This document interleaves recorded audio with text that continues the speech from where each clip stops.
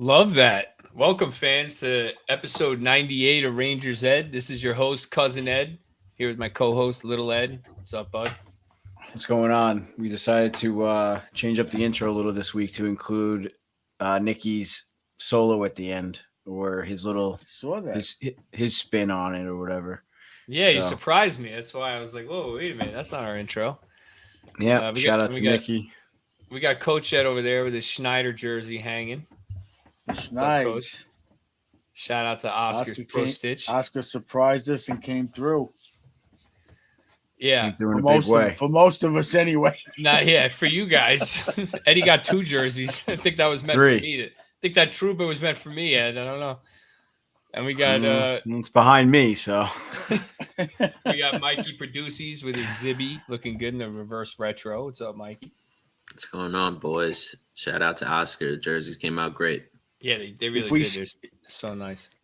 If we skate next year, I'm definitely wearing this. When we skate outdoors, I'm not wearing the other jersey. So okay. It's going, just to let everybody know. Just to let everybody know now. All right, thanks for the heads up. So we got a lot to cover. We had our first ever live show in New York. Mikey Produces missed it, but it was a lot of fun. We were over at Baker Street Irregulars in the city. I went to the game after that. It was a 6-0 win. Mikey Produces went to the Nashville game. That was a 7-0 win. So some good stuff happening this weekend. We're going to talk about all that. But thought we just shout out Jeff from Mind Your Puckin' Business, right, Mikey? Big time, man. I got a text from Little Ed on Sunday when I was at the game saying that Jeff wanted to, bring me on, talk a little bit of foosball. And it was a great opportunity. Thanks, Jeff. I had a great time. We talked about Aaron Rodgers a little bit, maybe coming to the Jets, maybe not. We spoke about Danny Dimes turning into Danny Dollars. Danny Dollars. So that was pretty cool. But yeah, huge shout out to Jeff and Mind Your Puckin' Business. That was a lot of fun. Yeah, he likes to do that with the game picks too during the season. I enjoy that when he does that because I'm in a bunch of pick'em leagues. So I'm like, let me check out what all these people are saying. He's got good insight. So yeah, last time we had him on, I was like, "Oh, thanks for coming on." Blah blah blah. Like, we love to return the favor soon. And oh, by the way, like, Mike, I know you do football, so Mikey's like, he's a big football guy. So if you ever want to do that and just change it up a bit, let me know. And he thought the Aaron Rodgers topic was like a perfect topic to test the waters a bit. And I think Mikey did great. Does he know that Mike's a Patriots fan? Guess they didn't cover that. I didn't get a chance to rub it in his face because he was saying how much he hates all the Boston sports teams, even though he went to BU, which is kind of crazy to me. But next time, if I get another opportunity, I'll definitely rub it in his face a little bit. Yeah, well, New York and Boston's quite the rivalry. But all right, so we got a lot to cover. So let's jump right into the episode. Let's start with the jersey numbers, sponsored by our boy Oscar at Oscar's Pro Stitch Hockey. Our buddy Oscar, a huge Rangers fan himself, started his company by stitching his own blue shirts. Once he perfected his craft and started to fall in love with his work, the man started to grow. Oscar stitches every jersey with love and dedication to authenticity, which never disappoints. His talent is hard to find in any store out there. Are you like Cousin Ed? You have a lingering jersey curse that every player he gets a jersey of gets traded or injured and hurts the Rangers team? You want to change things up? You want to take an Eric Lindros jersey and make it a vintage Ken Hodge jersey in the late 70s? Got an old jersey collecting dust in your closet? Want to throw your name on the back and add a nice number of one of your favorite players? You can bring it back to life with a brand new kit at Oscar's Pro Stitch. So head on over to Oscar's Instagram at Oscars PSH. That's OSCARS PSH to check out the countless tarps he's already done and to place the order for his next one that possibly can post on Instagram and get ready to wear it to the next Ranger game or any event that you have coming up. Tell them the boys from Rangers Ed sent you and receive a special discount at Oscar's Pro Stitch Hockey. Go get them, Rangers.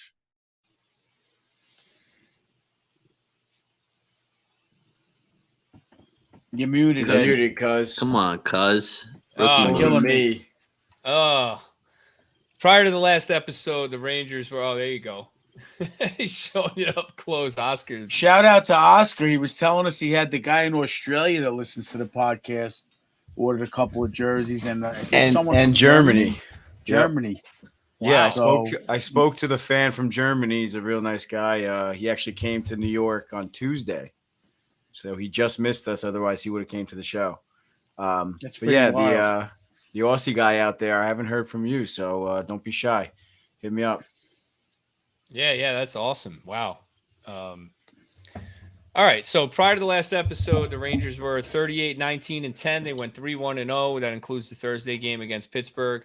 That was before our live show. They're at 41-20-10, 92 points, third in the Metro right now, and recently signed prospect Brett Berard, who I think Coach Ed's going to like. And the last time I said this, it was Braden Schneider, and look at the jersey hanging behind him there. So I think this is a Coach Ed kind of player. He's a small guy, 5'9", 165, left winger, 20-year-old in Providence College, but he's a buzzsaw out there. He just runs around and forechecks. He's fast, bottom six type guy. So they signed him to a 3-year entry-level deal.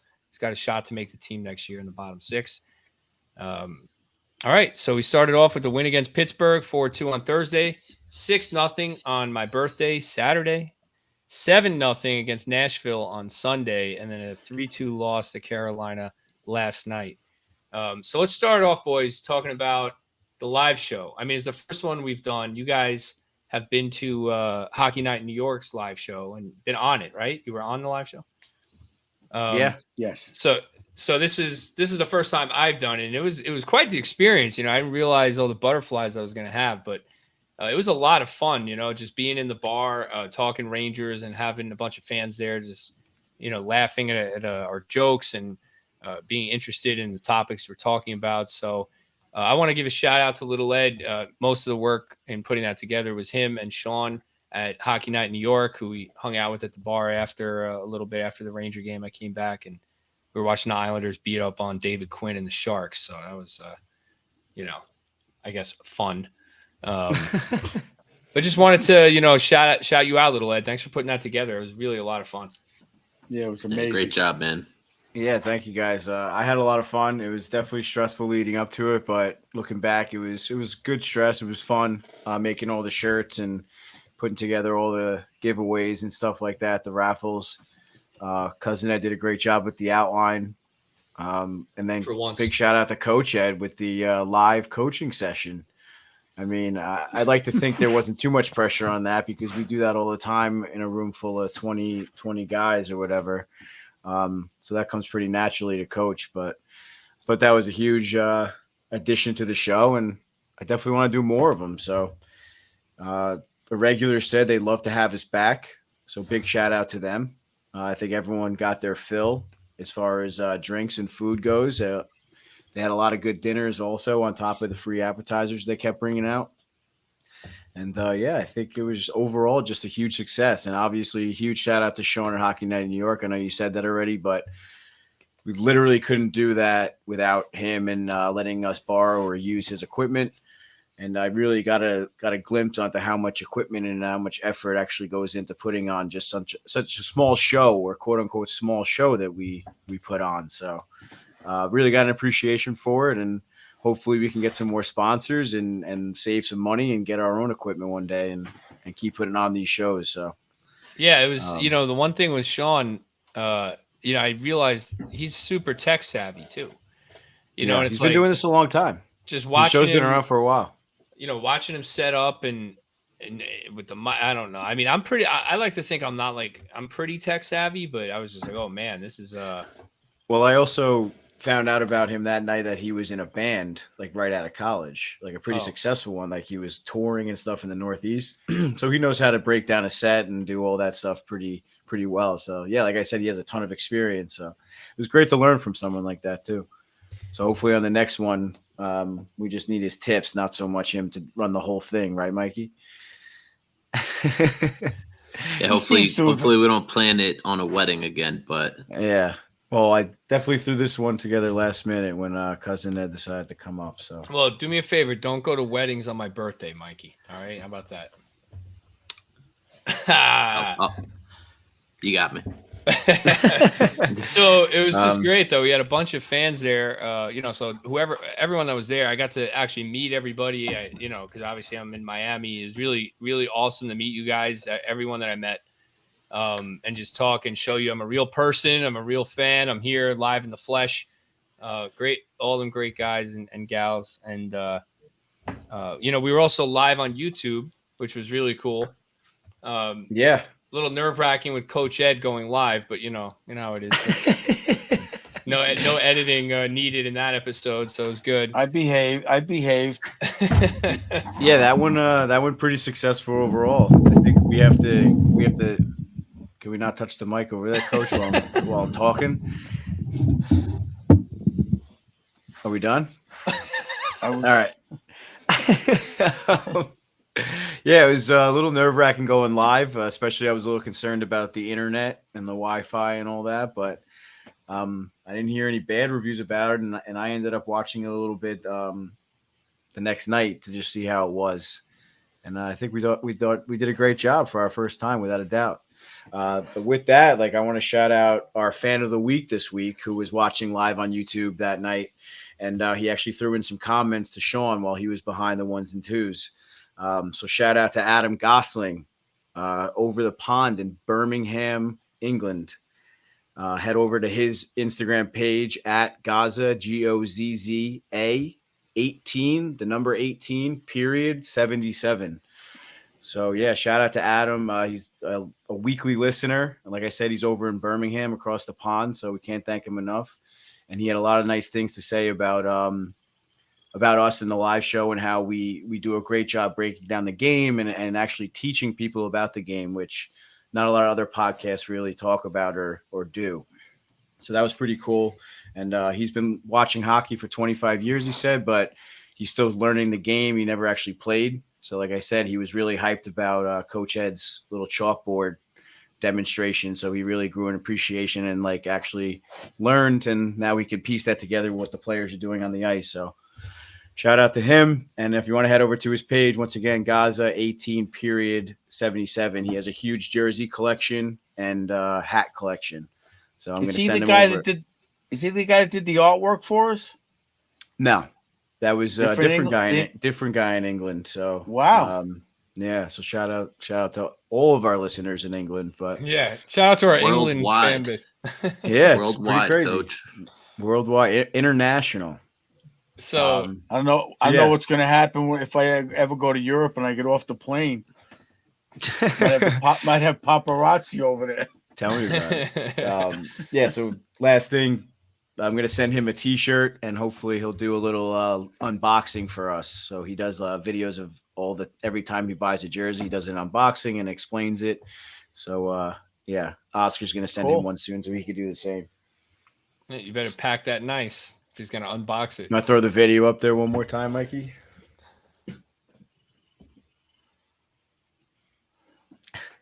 I love the way Oscar's I love the way Oscar's jerseys are boxed with that little decal on it. Yeah, I told him he's got to do that every time. He actually, those boxes came with the jerseys, the blank ones that he bought.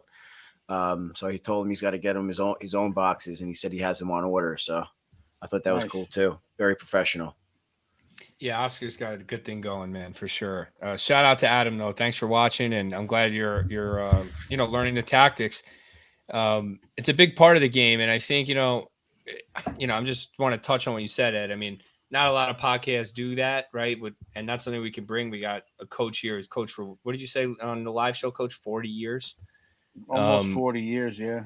Yeah, so it's one thing even playing the game. A lot of us have played, but that doesn't mean you can draw X's and O's on a board. Actually, coaching, is important. Ed, now you've coached 10 years now, so yeah, about 10, 11.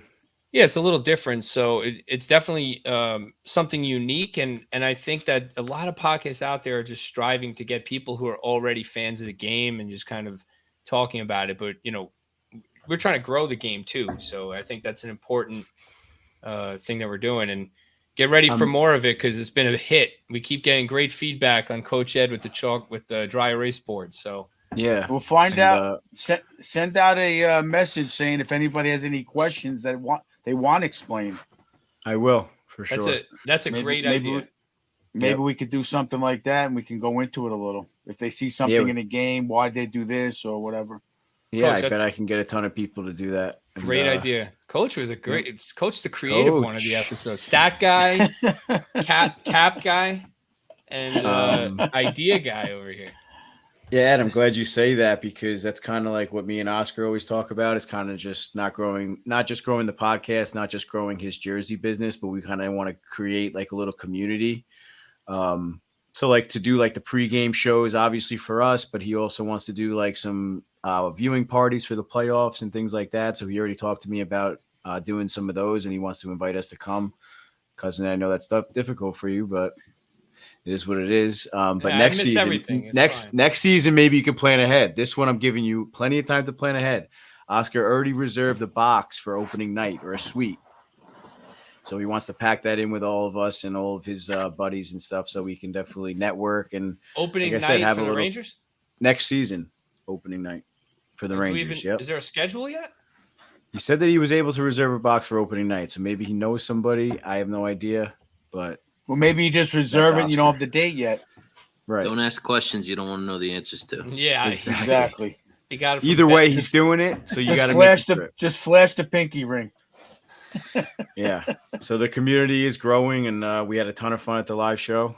And I think we should move on to some. Maybe he sent Joey Dollars over there and said, "What do we got? What's the opening night?" Yeah, we might need Joey Dollars to be the bouncer at the next one to give Lindsay a break at the door. Yeah. Oh my god! Or Costello. We want someone. I still I can't deal with the nicknames, dude. There's somebody who's within 2 degrees of me named Joey Dollars. What? What? Anyway, so yeah, let's talk about the Penguins game. So on my birthday, I go to the game. I took some of my dad's ashes and I scattered them outside the garden. Right before the game. They go in. I'm with Carlo and my wife Theo. So we go in and they beat them down 6-0. And I was like, okay, that's a little odd there. Thanks, Dad, for making that nice. And then the next night, I'll let Mikey talk about it. I'll talk about the game. But the next night, I'm in the airport watching the game on my phone as I'm boarding the plane, and goal. And I'm just like, this is getting weird. So I don't know if he had anything to do with it, but if you believe in that kind of stuff, maybe. But anyway, at the game, the atmosphere was wild. Is it like that when you guys go every game? I mean, it felt like a playoff game. I mean, 7-0 is hard to compare it to, but yeah, when they score, it bumps for sure. Yeah, but it was big. I mean, I think because it was a playoff style game, Penguins, big rival, 3rd time in a week. I don't know. Maybe it was all those things, but I felt like the crowd was really into it. Usually I'm surrounded by fans that I'm listening to what they say, and I'm just kind of like, this person doesn't really know what they're talking about or something like that. That happens a lot. But I felt like I was surrounded by a bunch of knowledgeable fans. There were some really good jerseys. The crowd was very, loud. Brancy came out, sang New York, New York in between periods. That was awesome. I think I sent you guys that clip. Yeah, you got to send that clip. I want to see that. I thought I sent it. Maybe I'll resend. He doesn't read my text. It's all right. So that was awesome. And I got to say, one thing I will say, when I made fun of you, Coach, back in, what was it, episode 3, where the Rangers need to get a new national anthem singer. I said you can't win a Stanley Cup. You can't win a Stanley Cup without a national anthem singer. So, Joey, you told me at the bar, give you a reasonable assignment as our historian. All right. So this is your assignment. It's pretty reasonable. Just go back and look at the episode titles. I don't even think you have to listen to the episode. I think it's in the title. What episode was it that Coach said that? I think it was like episode 3 or 6 or really early on. It was early. And I was teasing you about, okay, whatever. I mean, I agree in a way, but yeah, you're right, though. When Brancy, he kills it, man. It gets the crowd into it. The crowd's going, let's go Rangers, right from the get-go after that. Right from puck drop. Love it. It makes a difference. The players feed off of it. So just an awesome game to be at. That was Carlo, my cousin's first game our cousin. First game at any hockey game ever. And he came all the way from Florida for that on a whim. It was so funny He afterwards. just joined. He just comes into the bar. He's like, "They're the best team ever." He goes to me at the game. He's like, "Is it always like this?" I was like, "No, it is not. It's usually 2-1. It's not like this usually." Yeah. Anyway, so that was an awesome birthday overall. Just with everything, the live show, the game, Rose's Pizza, back to the bar, Nice. hanging out with you guys. Just everything was awesome. So thank you for everyone who contributed to that, including my wife and Eddie and all you guys for helping out with everything there. It was really amazing. So Mikey, Nashville, was the same atmosphere? Definitely the same atmosphere. I mean, when the Rangers scored 6 goals in one period, the place was Insane. just bumping. You couldn't sit Insane. down. You sat down, stood up, sat down, stood up. At one point, I didn't even want to sing the goal song anymore. It was They had 6 goals in their first 8 shots. Yeah, it's insane. And it was me and my dad's last game that we have in our season package. So to go out with a bang like that definitely felt great. Yeah, you got a That's good one dope. for the last one. Yeah, for sure. Did you do any food reviews? I No don't know food how you reviews. guys ever do those food reviews. I walked out in between periods and I felt like I just went back to my seat. I was like, I don't even want to be out here. It's crazy. So how do you guys You even got to get go at the through all right that? time. We usually do it before. Yeah, Before the game? Ah, okay. Yeah. yeah. Like during warm-ups, we usually watch warm-ups for a little bit. We've seen it so many times where it's, hate to say it, but it's not as special anymore. So we kind of just like watch for a little while and then we go get the food and then we post up on one of those little high tables. Nice. Okay, But so the that makes secret sense. is you gotta stay in the 100s. You can't go upstairs for food. No, Yeah. all the good foods at the 100s. There's some good stuff Yeah. upstairs by our seats. but Although all there is the this- Daily all the Burger staples- up by the They Daily added one up Burger's there? up by our seats. Coach knows all the food spots. Oh, Lord. they added it up there. I don't think it's been there. It's like by the stairwell. It's not like on the back. It's like when you go into like by the bathroom, there's like the stairwell. Yeah, I feel like I Tucked haven't been away. in a while, so I gotta. So I Mikey, gotta get a what burger next time or something? you said you didn't do a food review?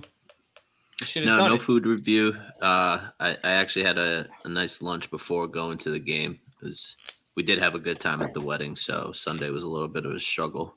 So I need to soak some things up. But actually, now that you say that, I do want to give a quick little shout out to some fans that we met. I should have this ready. Chris Geidler and Gabby Garcia to our left, 2 new fans. I did say I would shout them out. So hopefully you guys are listening. And thanks for Yeah, they following met- that night. They messaged me and said we met Mike. Yeah, I get there and she like introduced me. Hell, this is my cousin Chris. I'm like, oh, okay. Like I've never met you before. She's like, no, remember like we were talking, you did the podcast. I was like, I do a podcast, but I think you're talking about Eddie. Like I know we look alike, but Wait. At Definitely the wasn't wedding or at the garden? no, this is at at the the Garden game. on Sunday. Oh. Yeah. At the wedding. I don't know what's going on here. Yeah, what are we even talking about? I dozed off for a minute. I'm just kidding. So yeah, we did the same. We gave some of the coasters, Ed, that you had left over. Theo had a bunch in her purse that she was like, she had a couple twisted teas, the big 24-ounce ones. She's like, I want to give out these coasters. I'm like, go for it, and she was like handing them out to people and stuff. I didn't get their names or anything. I couldn't even talk. I was yelling the whole game from all the goals. I was like, I had no voice after the 2-hour live show. You said before you left your goal was to lose your voice, and you did it. Yeah, 2-hour live show or whatever, and then screaming 6 goals it was gone. So I could not engage in conversation with anyone. But a bunch of coasters we gave out. No, you can thank Theo for that. So good experiences, and so let's talk about the actual games themselves. Rangers back-to-back shutouts by a combined 13-0. Technically, it stretched even further than that, right? So in the Pittsburgh game, they had so it was about maybe like 10 minutes. It was of the 15 Thursday unanswered game? goals. Yeah, it was 15 unanswered goals. Unanswered goals. 8 periods, if you include the Carolina game. 8 consecutive shutout periods, 15 goals unanswered. So it's quite a little stretch there. And I think if you include the game before, there was even more. It was just minutes. So it was like 10 minutes extra or something. Yeah. From the Penguins Well, game. it was 16 unanswered goals with the first goal in Carolina. Okay. Well, I was talking about shutout periods, not goals consecutive. Yeah. But yeah. The first period of Carolina. The first 2 periods, they shut them out. Until Carolina got 3 in the third. Actually, 3 in the last 10 minutes of the third. But we'll get to that in a minute. But so the main point of this is, Mike, what was the stat? Look it up on Twitter or something. They showed the stat.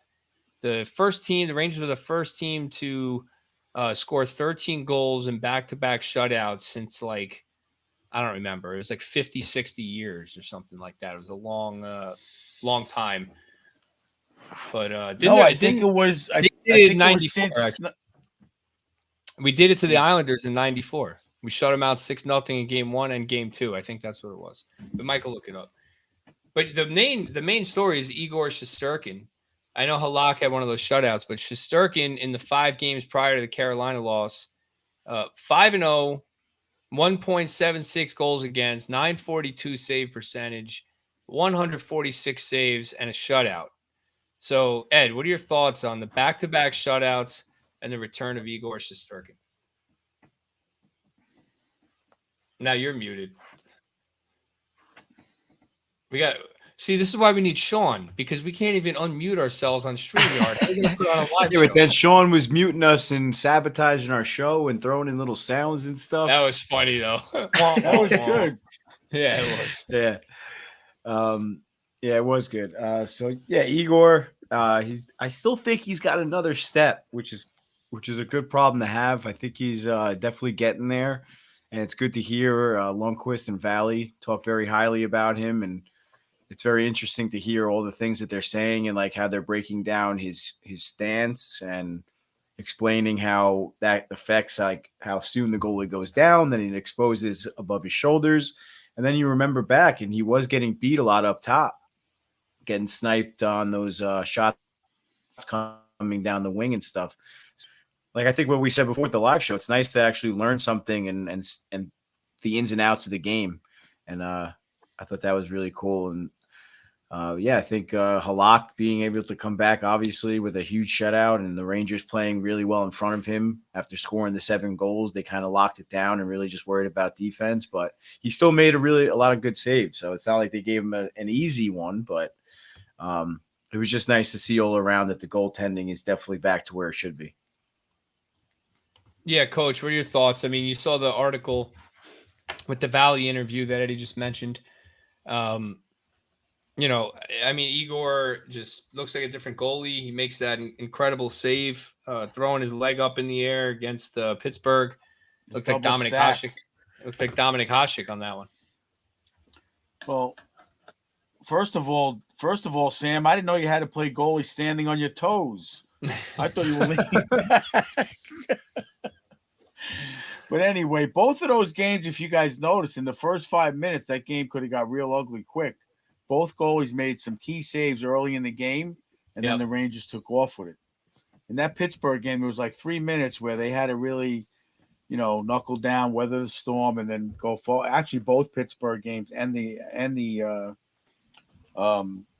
Nashville game.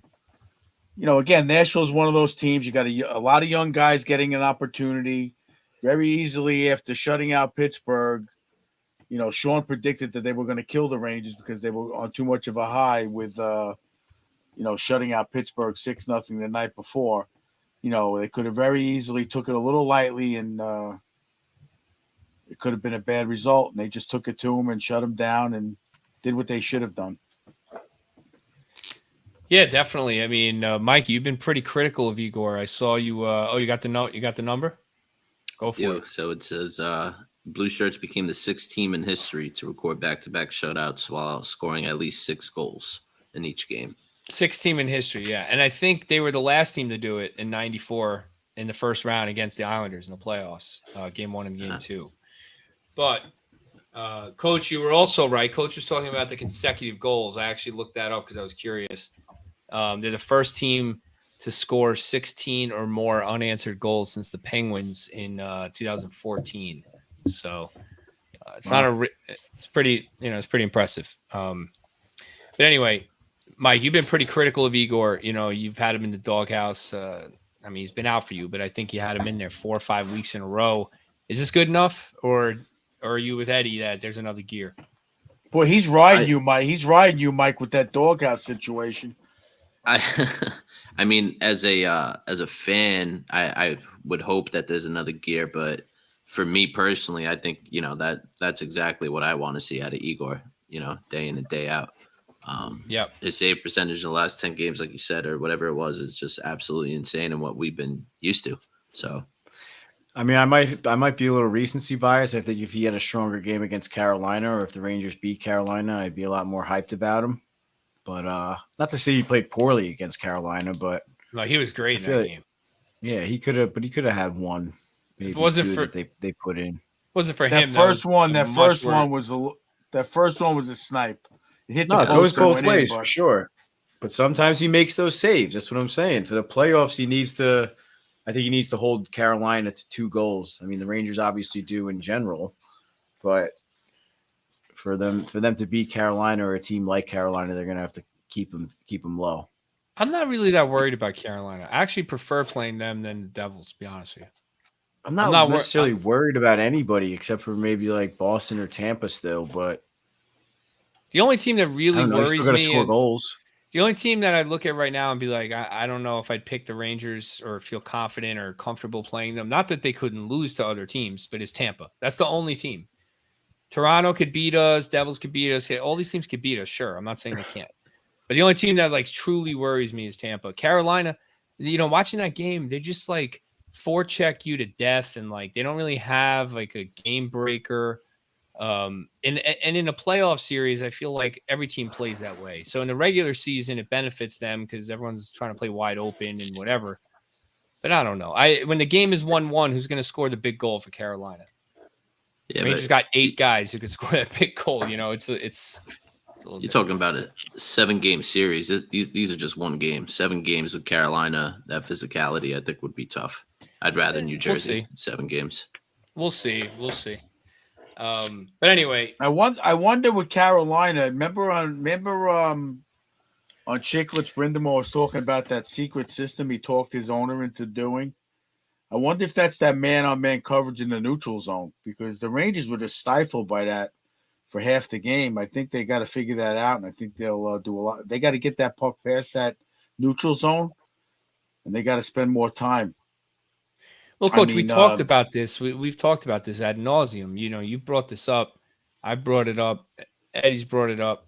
The Rangers have to adjust when they clog the neutral zone. You got to dump it in and forecheck. You can't skate in the zone and they give it away at the blue line. They turn it over at the red line. Get it deep. Make them skate the whole length of the ice. Forecheck them. That's how you open up those plays in the neutral zone. Are you talking about the penalty kill? Or just in general? No, just 5-on-5 in the neutral zone. It looks like they were talking about it the other night. It looks like that they play a man-on-man in the neutral zone.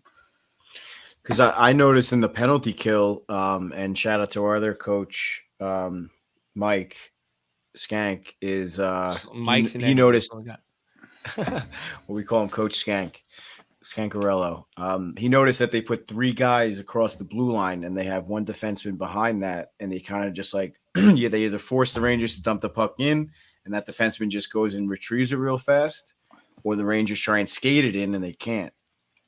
So I thought that was interesting also. But like you said, in order to beat that, you just got to dump it in and beat that defenseman to the puck, which really shouldn't be that difficult, and it drives me nuts. On a power play, especially not. But, on just in general, like sports are about misdirection.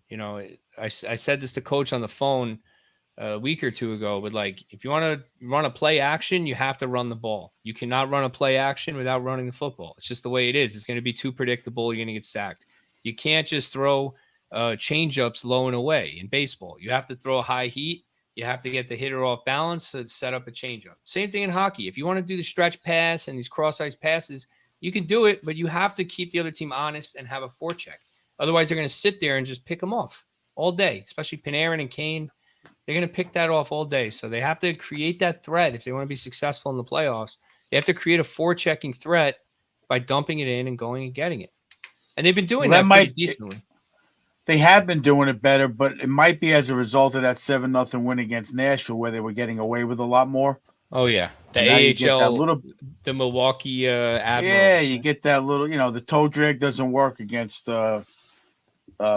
Carolina. So against Jacob Slavin. Maybe they got away from it for a couple of periods. It looked like both teams in that Carolina game, there was probably like, I'm going to say 15 icings in the first period and a half.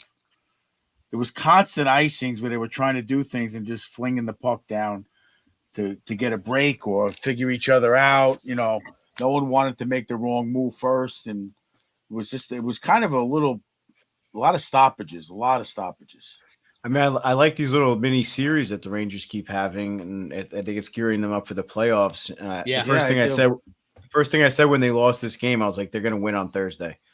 Because remember last year they were losing to Carolina at home and they were beating them on the road. Yeah. So if I was a betting man, I think I'd put money on the Rangers on Thursday.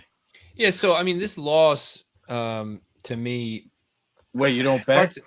It's hard to complain after those the games they've been playing, but this loss to me isn't the end of the world. Obviously, I wanted to win it, but if they had won that game, they'd be 4 points out of first place and playing Carolina again.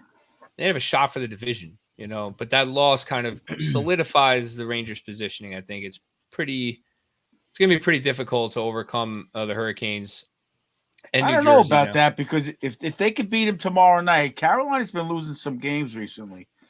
So, well, Coach, if they beat them, no, it's not a lock. It's mathematically possible. But if they win tomorrow night, the Rangers have 10 games left, and the Hurricanes have 12, and they'll be 6 points behind. So that means if the Rangers go 8-2 in those 10 games, that's 16 points. The Hurricanes can only get 10 points in their last 12 games, and they tie the Rangers. So it's going to be difficult. You need a lot of help. All right. But you say we have a chance. Yeah, there's a chance, but it's unlikely. So for me, it's like I don't even really care. I just want them to get ready for the playoffs because they're pretty much locked into the 3 seed. Outside chance we catch the Devils, but for home ice. So it's really wild. I was looking at this when I was doing the outline.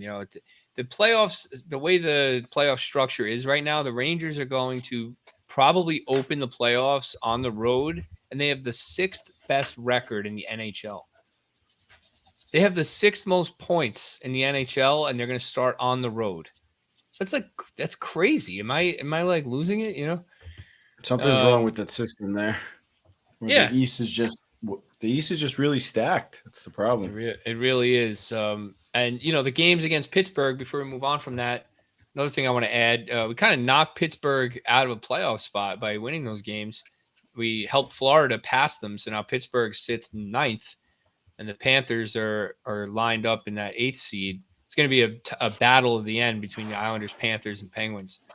And we play the Panthers on Saturday. So maybe we want to throw that game and help the Panthers keep Pittsburgh out of the playoffs. But as it sits right now, Coach, Crosby and Ovechkin are not in the playoffs as it sits right now. For the first time in Crosby's career, right? Other than his first year in the league, I think. Yeah, that's what they said. Yeah, I mean, we'll see. We'll see if that ends that way. I mean, they still got time to make a run. They're only 4 points behind the Islanders and 1 point behind Florida. So, I mean, the bottom line to me is, we talk about it many times. It's no secret in the NHL. All analysts talk about it. It comes down to the goaltending. Pittsburgh can have all those guys, and they just didn't have. They have. Jarry was hurt on and off all year. They had no goalies, just like against us in the playoffs last year. It hurt them. You got to have that rock in the back end. Yeah, well, and they got rid of Marc-Andre Fleury from Matt Murray. They've been kind of trying to find that goalie ever since. It's tough. The Rangers have been blessed with goaltending. Very blessed. We've been really lucky as fans, but hasn't gotten us a cup yet. But Speaking of Marc-Andre Fleury, I heard today that he thanks the post when the player hits the post. He thanks the post in English and in French. He's because he's not sure where the net was made in Canada or in the United States. Oh, that's really funny. That's so funny. He's How a about that? crazy How guy. about that when he was? Did you guys see when he was mic'd up and he was trying to fight Bennington? I know. Yeah. I wanted him to fight Bennington. They so should have bad. let him fight Bennington. But did Why you didn't they hear him just let him talking to fight? the ref, the linesman? It was great. That was I wonder. hysterical. Mikey P is probably going to talk about it, so maybe we should wait. Oh, Why sorry. Why didn't And they then just let him? 150.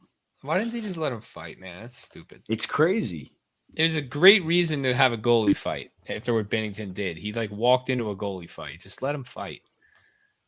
Anyway, all right. So, but more good news. Even though it was a loss, Ryan Lindgren returned against the Hurricanes. Coach, what was your thoughts on Lindgren? You look rusty, or did you like his game? I mean, he kind of got slew-footed on that game-winning goal for the Hurricanes, and they didn't give him a turnover on that because of the slew foot, probably. But I don't know. Overall, what'd you think of his game? I thought he played fine. He was back. It looked to me as full speed, at game speed. But he almost got knocked out of the game again on that one hit. And I'm like, I didn't want him to dress for these games. I'd rather him rest a couple more games. I was don't think thinking he the same needs- thing. Even before he got hit, I think we said it Saturday night. I was saying just let him rest. Come back in the Columbus game. We don't need him. They're playing fine. They're on a run. He doesn't need 10 games to get in. His playing ability doesn't need 10 games to get back in playoff mode. He comes right back in. He plays at that kind of level and physicality. But as that a he was going to coach, get hurt. But as a coach, right, you got a player like Ryan I was Lindgren. very nervous. He hasn't played. I don't know how many games did he miss, Mike. 13, something like that. He hasn't played in a while. 11, I think. Something like that. And he, he wants to get back in the lineup. And you're I the get coach, it. and what are you I gonna get do? it, Be but like, you sit him. sorry, You sit him down, and you sit him down, and you go, look, a couple more games. Yeah. It's your decision, and you're doing what's best for the team and for him. What did I? Oh, I heard that. I forget. Remember, I said that to you. I forget where I heard it. I'm trying to think exactly how to word it, so I don't say it wrong. As a coach, you should ask the player if they're ready to go, and if they say yes, give them one more game off. Yeah, you said that last time. Yeah, because they're gonna say yes at least a game too early. So you gotta. Well, he's been saying that for about 5 games. Well, yeah, most likely, but I mean, once you get the clearance from the doctor and all that stuff, I mean, they're on a much different level than we are, coaching college. But like, say a kid has a concussion or something, and they think they're ready to go, they're all hyped up. You give them one more game because they're going to want to come back a game too early. First of all, we don't know what the injury was. If it was risky to be hurt again or whatever, we don't really know. Speculated it was the shoulder, and if it was the shoulder, to me, he should sit out more. Yeah, because look at what happened. He tweaked it a little bit. I think, one hit. You're one hit away from being out of the playoffs. Yeah, I think Dave Maloney said, "Oh, he must have just had a little stinger and wanted to go get it checked out." Like, what? Like, what is the checking out going to do? Where's the? Yeah, I mean, I'm also wondering if that was an Al Arbor move, and they just wanted to get Tarasenko to serve the penalty to get out of the box on a possible breakaway. Right. Maybe. I mean, I think I agree. We talked about this at the live show, and we were all in agreement. I mean, I would sit him out. I agree. Last thing we need is Lindgren to get hurt and miss the playoffs. He's going to be huge in a playoff series. And honestly, as much as, I'm not like a huge fan of Harper, but I can't sit here and act like Harper's been playing badly. He's been on the third pair. He's been doing his job. He's blocking shots. He throws a couple hits. He's not a liability out there, and the team was killing it. So why rush him back? Like, I don't get it. Like, we're not, look, if they were like, oh, we can make a run at the division if we sweep Carolina, so let's bring him back. Right. Like, right, fine. that's different. But now that they lost this game, like, I don't know. Does he really need to play tomorrow night? Like, what if he gets hurt? And it's not like huge... Yeah, it is. It is. It's a big risk. And I hate to say it, but like Carolina might be looking ahead. Like I said last episode, they might be looking ahead, and all it takes is one guy in Carolina to try and take them out for the playoffs. Yeah, like that guy Chatfield or whatever. I mean, yeah, I hate to say it, but that Hate kind of that guy. stuff exists in hockey. That's why they don't disclose the injuries, because that kind of stuff happens in hockey all the time. Why do you hate to say it though? Because I don't want it to happen. Like I don't want to say bad things about the Hurricanes or about hockey players in general or about the game in general. You know what I mean? But the fact of the reality is that it happens, and It's all just the old part of school the guys game. talk. Yeah, it's part of the game. It's unfortunate, but Hey, it's look, just, if I'm You don't think they do if that I'm part of the game, football? it's the beauty of the game. What? You don't think they do that in football too? I mean, they well, announce football's the first one. Football's the first ones that didn't disclose injuries. Because yeah, of well, I'm that. saying in football, the guy's got a cracked rib, he's gonna play, and then he dives on the ball. There's a pile, everyone's in there punching the guy in the rib. You know, Oh, without a doubt. 100%. you know what I mean? If you know the Look, quarterback has a bruised rib, I've done it. If I'm coaching against Lindgren and I Mike's know down he there had a biting shoulder fingers. issue, I know he had a shoulder issue or some kind of an upper body issue, whatever you want to call it. I'm saying let's work on Lindgren this game. He's going to give the puck up early. Even if you're not hitting him, you're going to work him. He doesn't even want if to you're get not trying hit. to hurt him, yeah, he's going to be a gonna be little timid cautious. for a few games. Tampa did it to McDonough. Tampa did it to McDonough in 2014. They dumped the puck in his zone. Fred Shero did it to Dennis Potvin in 78. They dumped the puck in his end and they beat him up. Yeah. It's a history of a coaching tactic to put that semblance of doubt in the player to make a wrong decision quicker. Yeah, and the Rangers do it. The Rangers do it to other teams too. It's not like they. Every team's going to do it. So I don't think you have to be like hate to say it. I mean, I don't mean to jump down your throat for saying that. I get what you mean, but it's just part of the game. It's just the way it is. Yeah. It's just part of the game. So I don't want to risk it, but he's back and he's probably going to be in there tomorrow night or tonight. For those of you listening, we're recording this on Wednesday. I'm supposed to say that when we're recording, aren't I? Yeah, this is Wednesday, March 22nd. So it'll be like the second sentence in your outline, by the way. Yeah, you never do it. So it'll be tomorrow. It'll be tomorrow night for us right now, but for you fans listening, it'll be tonight's game. Unless you're in England, it's Friday. So just talking about that game to wrap this up. The Rangers had a 1-0 lead going into the third period. They finally give up a goal. And then Capo breaks through with his first goal in, I don't know, a millennia. And they take the lead again, and they give up 2 more. Coach, I mean, 3 goals in the last 10 or 11 minutes for Carolina. Looked like it was going to be another, pretty good win for the Rangers, and it's just kind of a disappointing way to head into the pod. I feel like I was on such a high, and I was like, snap, but I think they were okay, right? I mean, even with that, it's not a great loss. It would have been nice to go into overtime and possibly lose and get the point and a little bit more of a positive attitude. I kind of felt when I was watching that game that Igor was going to have to shut them out. That was my feeling when Mott scored and it was 1-0. I'm like, he's got to finish this off and shut him out in the third period. That was my gut feeling watching it. Yeah, if I was a betting man, I would have put money on that happening. All right, Joey. I did put money on that happening, and he did not get a shutout. Well, that's why he didn't get it, because you jinxed it. No. You got a betting jinx now. There's been times where he has gotten it. So not many. Shout out to Joey. Shout out to Joey, fan in at the live show. First period, Igor shuts him out in the first period. It was 4-0. Yeah. He's like, Igor's gonna get a shutout. I go, you can't say that. Yeah. In the first period. And he kept saying it all game. Over and over. Funny. And he did. Oh man. Yeah, I know. Got it. That's like the golden rule in hockey, though, in the locker room or on the bench. You can't say the word shutout. And well, even as fans, we do that. Even as fans, we do. I don't say it out loud. I never say it. Never. Even when we're playing roller hockey. Yeah. Yeah, because it seems like as soon as you tell, first of all, whenever we're coaching and we say, all right, guys, we got to stay out of the box this period. You got to be smart. like first shift, someone gets a penalty. It's like you're putting it in their head.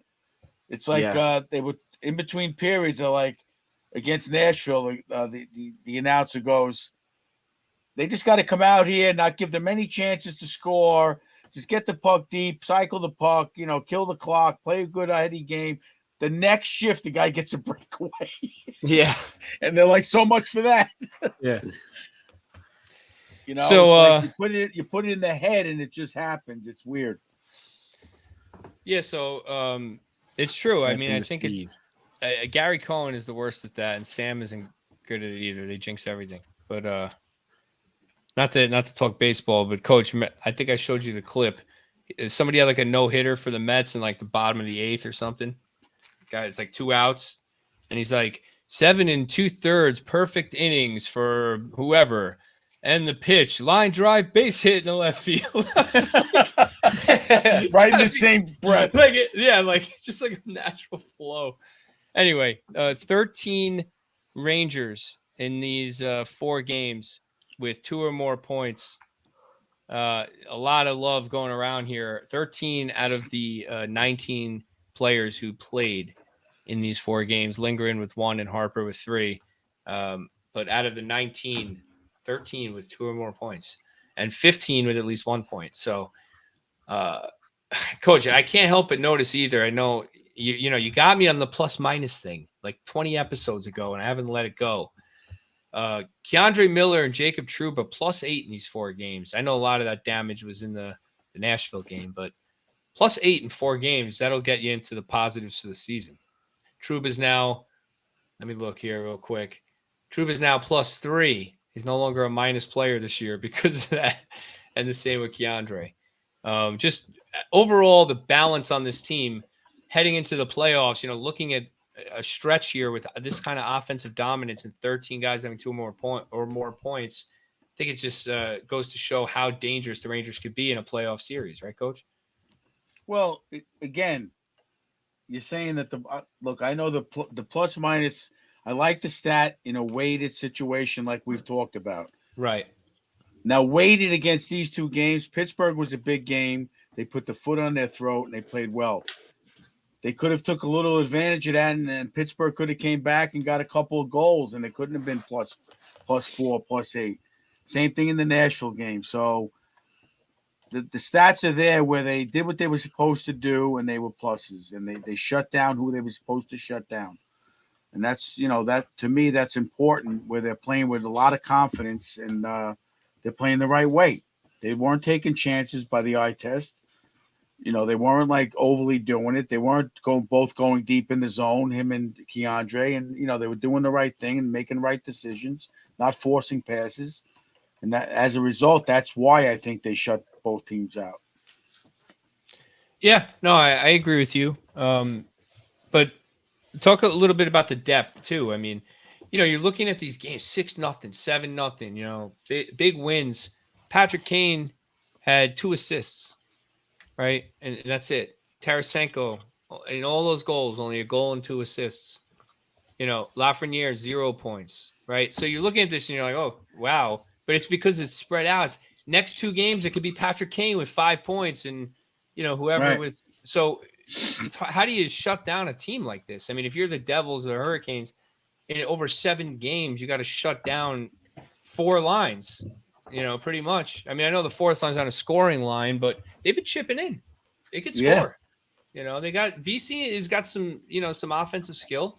Gaudreau has got like 30 points, and Mott is showing that he's got a nice touch too. 3 goals in 3 games, right? So they're chipping in every game. It's great. So it's going to be. I just think it's going to be tough for to stop them offensively, and like you said, if they can just shore up defensively, I like the Rangers' depth a lot going into the playoffs right now. That's all. Yeah, everyone's talking about. Sorry. What happens with the 4th line? The reason why it's just so important in the playoffs is now they might be playing against the other team's 2nd or 3rd line. Let's say, for instance, on the matchups.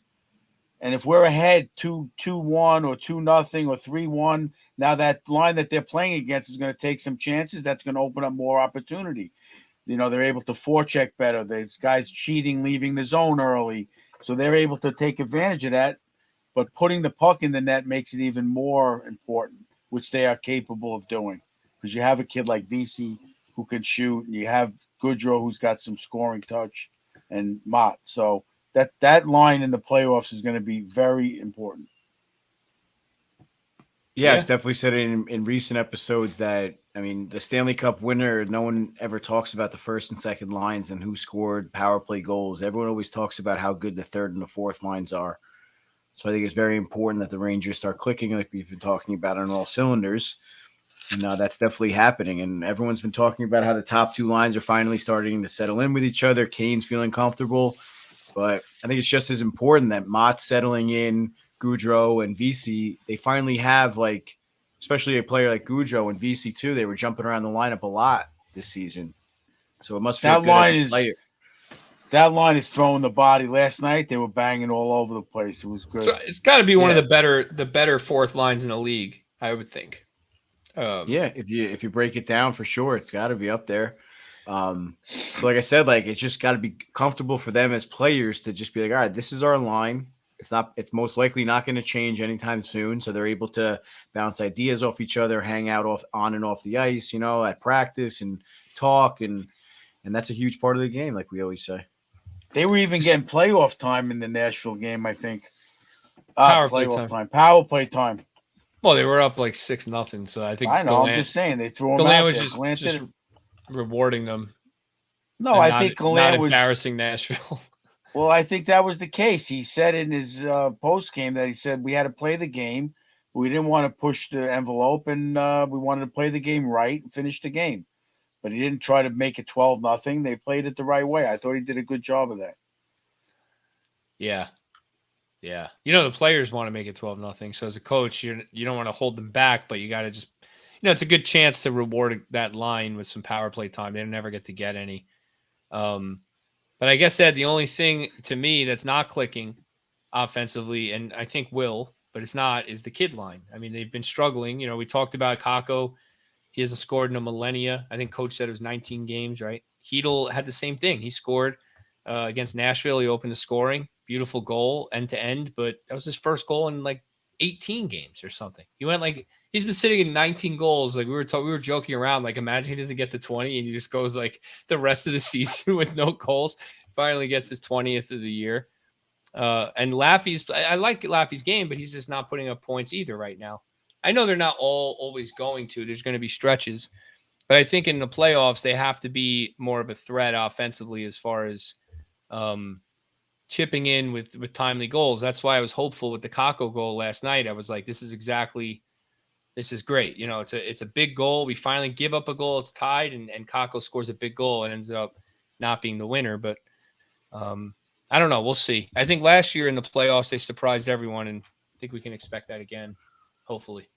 Well, I think that, first of all, Kakko's goal was somewhat of like a lucky goal. It kind of like came right to him, went off his skate. It was a very skillful play. He did it on purpose, but yeah, he almost missed the net. So like, I think that's the true definition of getting the monkey off your back, where it kind of like goes off you accidentally, or it's kind of a lucky goal. He shoveled it. Yeah, I think that's a good sign for him. The third line, the kids line in general, I think obviously they do a great job cycling the puck. They do a great job forechecking. They're not necessarily playing poorly as a whole, but like the scoring opportunities just aren't there anymore. And I think they really just gotta obviously continue to forecheck, continue to cycle, but obviously just find that spot where they got to shoot the puck and just try and get stuff going, something happening. Like just a shot on net, a rebound in front, a scrum, even a whistle, an offensive zone whistle where they could fire the puck on net. The goalie has to make a save. The goalie has to work a little bit, and then they get the whistle. Then you're able to bring out the first line. So I think that's a really big thing they have to focus on. And it almost happened to them again recently. I think it was actually last episode I meant to bring it up and I didn't. They were stuck out there for like almost a minute and a half cycling, and they didn't go for that O change. And I was like, I could just see a goal coming right now. I think it might have been the first Pittsburgh game, but I'm not sure. It's not really that important. But yeah, I think that's a huge thing for them. And the last point I'll say is I think it's going to be beneficial to them in the playoffs, because you got to think that the other teams' top lines or top defensive lines are going to be going up against the Zibanejad line or the Kane line, the Kane and Trocheck Kreider line, whatever they decide to go with. they're going to be really focused on shutting down those offensive guns, Tarasenko, of course. So I think they're going to have a huge opportunity to go up against a team's weak third line, because I think looking around the East Division or Eastern Conference, there's not a lot of teams with very strong third lines like we think we have, so. And third pairings.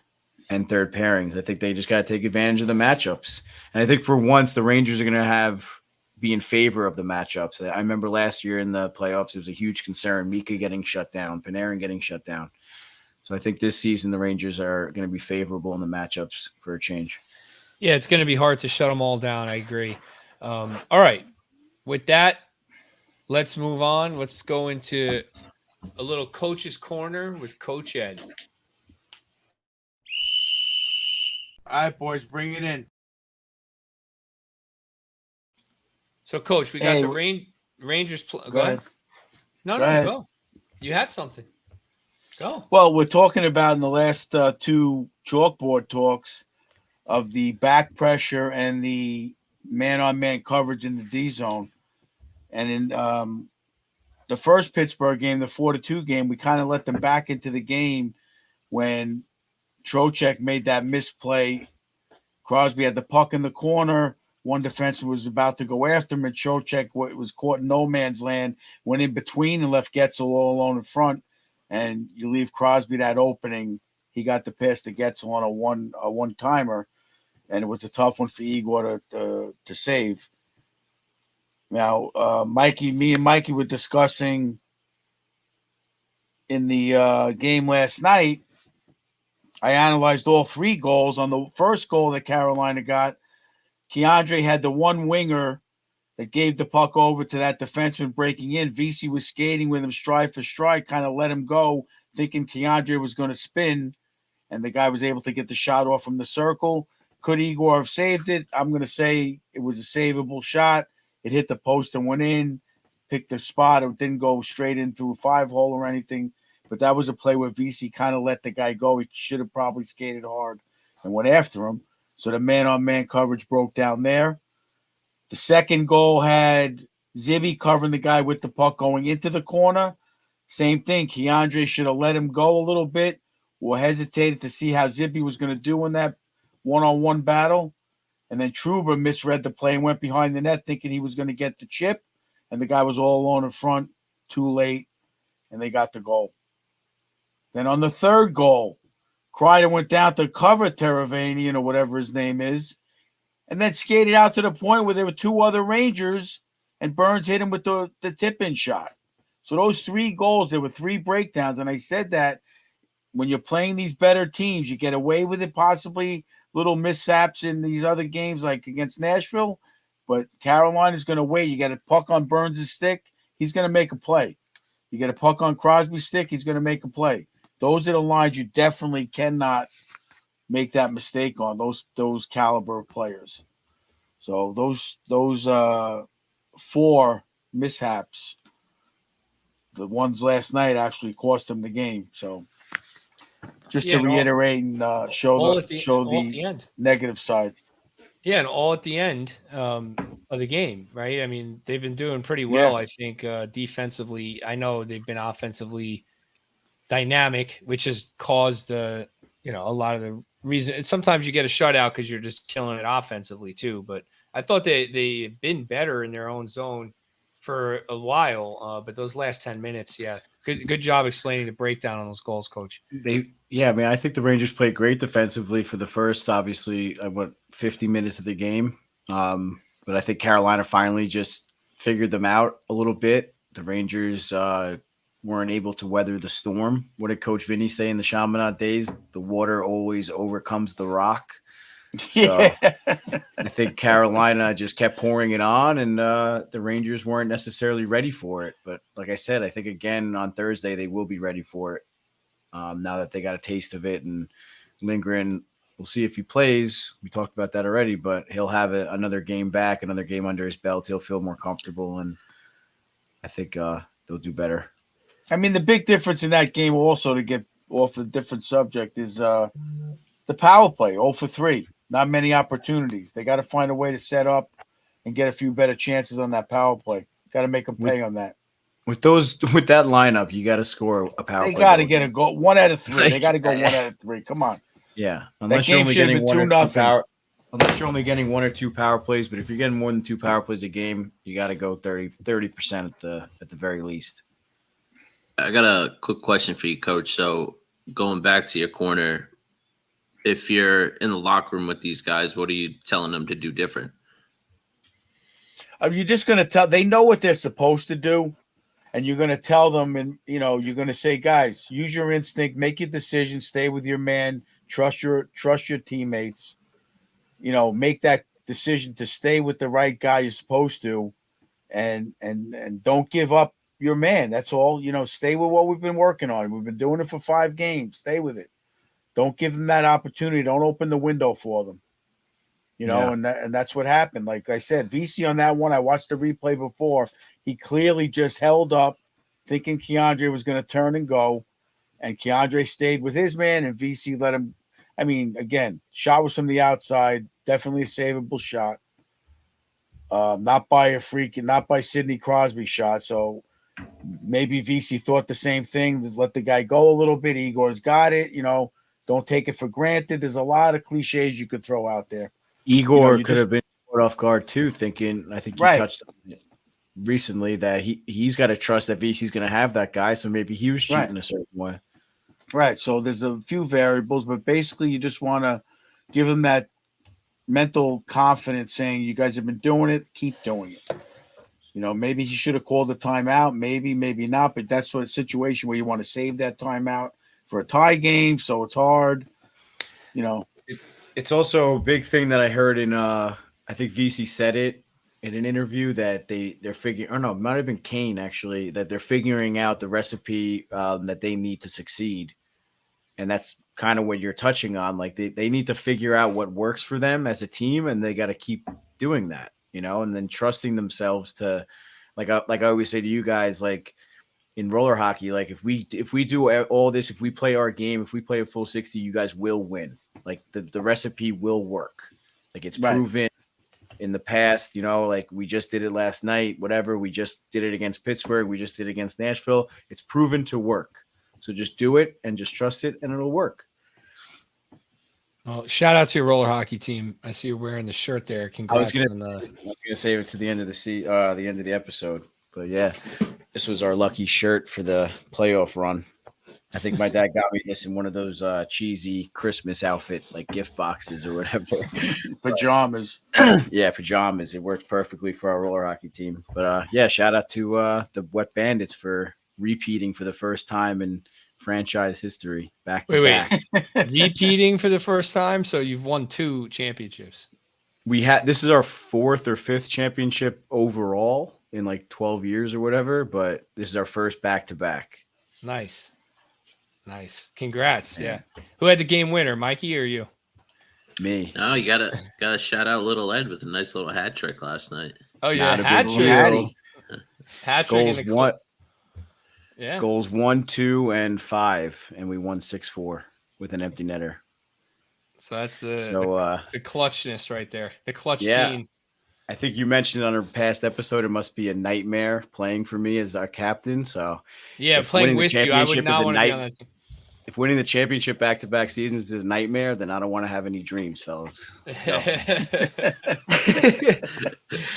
It's like that's like a line out of a Will Ferrell movie. Like, you just come up with that yourself.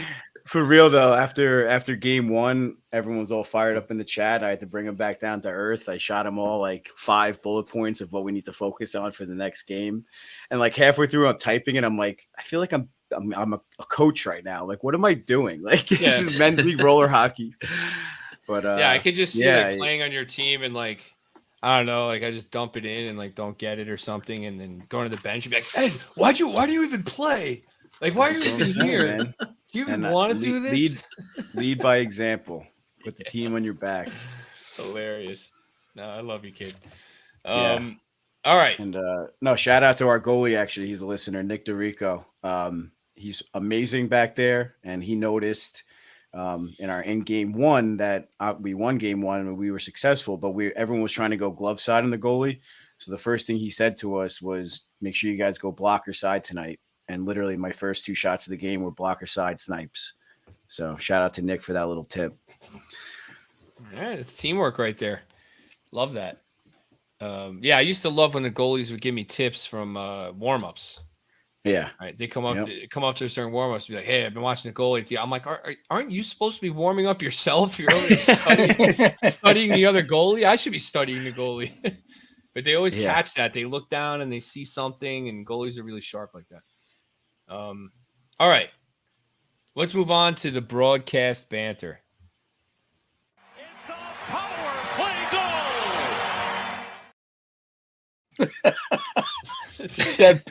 That picture is too much. It's perfect. All right, so I mean, I was at the game Saturday, and Sunday I was watching it on a plane. So I don't really have that much here. So you guys got to give me something. I'm sure you got something. I have we watched it at the bar, so we couldn't really hear much at the bar, obviously. But I have a good one. I think it was the first game against Pittsburgh. Joe goes, Sam, you have 2 teams of really high-end players that love to play offense, so you really never know what kind of game you're going to get. You just told us what game we're going to get. Sounds like it's going to be with high-level offense. Yeah. Oh, my God. That's so funny. My favorite was last night. One of my favorites was last night. Because Valaket and Hank are analyzing the goaltending in between every period with the shutouts and the whole thing. Micheletti follows it so closely. And Sam goes, I see you're getting a goaltending lesson. What about when you were captain? Where did he play? In Wisconsin or Minnesota? I think Minnesota. Minnesota with Herb Brooks, right? He goes, I'm sure you got quite a few lessons from Herb Brooks about goaltending. And he goes, nah, not really. He goes, but I did learn now from the pregame that you got to stand on your toes. and they're going on for like 2 or 3 minutes about the goalies, and the game is Sam's missing like a 2-on-1. Oh God, I can't take it. Last night was hard to watch. Hard to listen to. I just don't know why. And I don't think this one is like, I know we talked about Sam's getting older and stuff, so I don't think this is like an age related thing. But like, he just doesn't know who scores ever. No, he never knows who scores. Kakko scores that goal, and it took him like a solid 3 or 4 seconds to announce it was Capo Kakko. He's already like shaking hands with his teammates on the bench. Or I think it was Keandre's. Was Keandre's first goal from the point or his second one against Pittsburgh? Second. The wrist shot from the point, whatever that one was. Second. It clearly deflected off of the defenseman's stick. You could see in the replay that it's a perfect saucer, like wrist shot, and all of a sudden it starts to flutter and change direction. He goes, I don't know, Joe. I think you might have got a piece of that. And Joe's like, yeah, I'm not entirely sure. It's like, what? How'd you not? You guys are watching the same replays, if not more replays than we are. Yeah, they have to have access to better replays than us. I think they're just afraid to be wrong, so they don't want to like jump to conclusions. It's like we're looking for you guys to jump to conclusions. Let's go. Yeah. On Carolina's third goal last night, the Burns pass to Teravanian. He goes, Burns say that was pretty close. Like he's like, Burns misfires. Oh, it's deflected in. It was an obvious pass to the guy. Yeah, like Burns on the replay. You see him like look and just send it there. It was the perfect play, and he totally didn't see any of that happen. Neither one of them. Yeah, that's my biggest gripe with them. Is that just you have to announce that when someone scores, like they can't tell who it is. Like I'll watch the game like with Theo or like someone who doesn't really follow the team, and they'll have trouble following the puck or they won't recognize who the players are. But like I can look at the game, I know who each player is on the ice just from their helmet, their way they skate, their size, their handedness, like the number, like something. I can clearly see who the player is because I watched the team. They announce the games and they don't know who scores the goals. They don't know who's in front. Like, oh, it was deflected in, and they're like looking to see who's in front. It's like, aren't you watching the game? No, because they're all worried about it's Laffy. There's a bunch of Harvard boys out there tonight, Joe. I know. That's all he's worried about. It's like Chris Drury's nephew. Yeah, Chris doesn't want him to score tonight, not here at the Garden. You know, and meantime, the guy's like, you're jinxing the whole play. I thought the guy was going to score in the next shot. yeah. You know? Yeah, it's funny. All right, enough ragging on them. They give us a lot of entertainment. Hopefully by the summer or the start of next year, we get that drinking game card game released. We got to work on that, but maybe in the off season. It'll be my off season project. we got to do it before Sam retires, because it's gonna be moot if he retires. Wait, we're going to do that on the air? No, just make it like a reel with like no sound, or put music and like speed it up, like do one of those fast forward reels. Like, I just watch us get how drunk we get during the game. Oh my God. A time lapse. As like a commercial. Yeah, time lapse. Yeah, no, Coach, the plan is to make it and share it with the fans, for a small donation. Game. Right. For a small donation, we'll share the card game with them. They can enjoy it. But we'll get to it. We'll get to it eventually. All right, let's move to the stars of the week.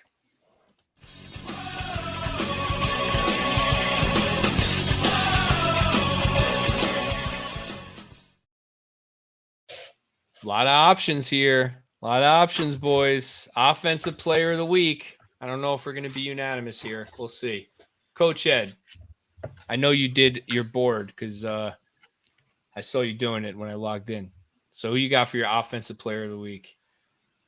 Zibanejad. We might be unanimous here. I also took Zibanejad. Ooh, I went with Kreider, man. All right.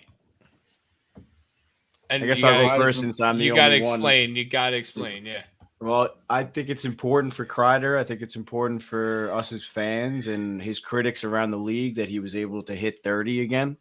I mean, I think everyone knew that he wasn't going to hit 50 or really come close to it this season. But I think it's really important that at least he's going to be hopefully going to be a consistent 30 goal scorer for the next couple of years of his contract.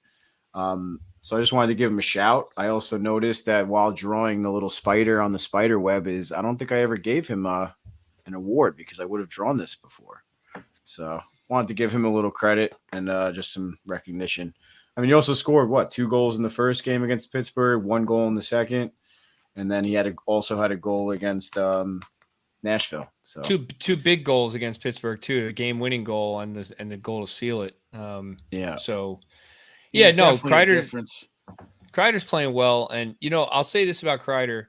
For a lot of fans, they talk about players declining, and when you looked at Kreider maybe 2 years ago, right before last season, the season before that, you could say, he's not gonna be a player that declines well as his skills diminish, right? Because he was a player heavily reliant on speed.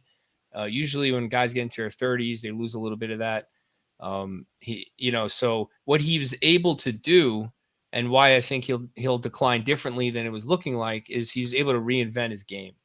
And that's why he's going to be a consistent, I hate to say 30 goal scorer, but because who knows, he might get 25, whatever, but he'll be a consistent, productive player into his mid 30s.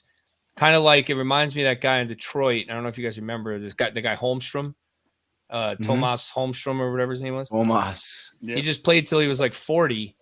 And he scored like 20 goals every year with Detroit. And literally, he just stayed in front of the net. He was hard to move, and he banged in goals. I mean, that goal, the strength he showed on that goal against Pittsburgh. Yep. That was great. That's not a skill that will decline, right? So, I mean, if he continues to do that, he's going to score goals. Like, that's got to be who he becomes. He's not going to be that guy scoring on the rush all the time like he still is. That's going to go away eventually. But he'll be around with 20 to 40 goals in the next 4 or 5 years, hopefully with the Rangers. We'll see what the salary cap says about that. But I mean, look, I took Zibby. Go ahead, Coach. Well, the thing I like about Kreider also is he's playing in that power forward mode now. He's hitting, he's taking the body, not killing guys, but he's playing a lot more physical than we're used to in playing. He's got to in the playoffs, so it's good that he gets going. So I think that's adding to it, and he's playing well. Yeah, I mean Zibby I took just because like every time he gets the puck, I feel like we're gonna score a goal. The guy is just unbelievable. I mean, I'm surprised. I looked at his points and I'm like, that's all the points he has, but I feel like he has 100 points. Like every time he gets the puck, he skates, his hair's flying. He makes a pass. It's like a perfect pass. He's deceptive. He's just so dynamic out there. So He had a tough game against Carolina, I thought. He wasn't getting as many opportunities. I think that's because hopefully he figures that out for tomorrow night. But he opened the scoring twice, both games against Pittsburgh, I believe. The first one on that breakaway, or was that the second one? no, it was both games. Yeah, both games. First goal. And that was big games, and he did it. He finds a way in the big games, Joe. Yeah, and he's at 37 goals, so he's gonna hit 40. Mikey, I believe you predicted 50 for Mika. Probably not going to get there, but he's going to get close. He's going to be in the 40s. So you weren't too far for off. a 5-goal game. Yeah, we need a couple 5-goal games for him to get to 50. But all right, defensive player of the week. I'll start it. I went with Igor. I mean, for me, just exactly what we need. That's got to be unanimous. Yeah, we need him to be our best player. I think I know who Coach took. Oh, there's a brick wall there for Shesterkin. Did you take Shesterkin, Coach, or did you take someone else? Because if you took someone else, I know who you took. Who do you think I took? If you didn't take Igor, you might have. I think you took Keandre. The goalies. Oh, give Halak some love. You got to give him some love. He comes in the game. He shuts out Nashville. Played a steady game. He made some tough saves. Not too overworked, but I thought he had a good game. Like I said, he made them weather the storm. So I give it to both of them. It's just nice to pick goalies again for awards. It's been a while. That's true. But yeah, awesome. I mean Shesty flashing the leather. He's been showing that leather when he's making those saves. He better not overdo it. He's gonna piss some guys off. Yeah, I was gonna say he's so dramatic with that. That one that he made, like he shot it right into his glove, and he just. Did you guys see the Larry Brooks complaint that Igor never gives interviews?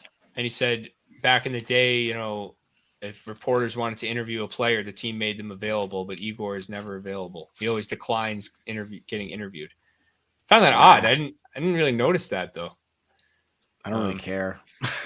Yeah, I don't really care either. He doesn't speak great English anyway, so whatever. Let the other guys do it that want to do it. You want to interview someone that doesn't want to be there? Yeah, I could see as a reporter why it'd be frustrating. As a fan, I didn't even notice until I saw the complaint, honestly. But yeah, I mean, you get the typical guys: Kreider, Zibanejad, Trouba. I mean, whatever. You get the captains.